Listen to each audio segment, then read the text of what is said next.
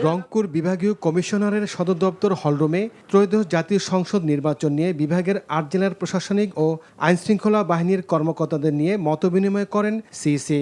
পরে সাংবাদিকদের এক প্রশ্ন জবাবে প্রধান নির্বাচন কমিশনার বলেন, আগামী বছরের ফেব্রুয়ারির প্রথমার্ধে জাতীয় সংসদ নির্বাচন অনুষ্ঠিত হবে। সে লক্ষ্যে সকল প্রস্তুতি নেওয়া হচ্ছে। ফেব্রুয়ারি প্রথমার্ধে হবে ইনশাল্লাহ, নেক্সট ফেব্রুয়ারি প্রথমার্ধে হবে। সব ধরনের চ্যালেঞ্জ মোকাবেলা করে ইনশাল্লাহ একটা সুন্দর, ক্রেডিবল, গ্রহণযোগ্য ইলেকশন করার জন্য যা যা করার দরকার আমরা তা করব। এবারে নির্বাচনে কাউকে বিশৃঙ্খলা তৈরির সুযোগ দেওয়া হবে না বলে হুঁশিয়ারি দেন সিইসি। যারা আগে ছিল তাদেরকে দিয়ে করাবো এমন তো বলি নাই, যথাসম্ভব পরিবর্তন করে ফেলবো। আমরা নিউ সেট অফ পিপলকে এনগেজ করার চেষ্টা করবো।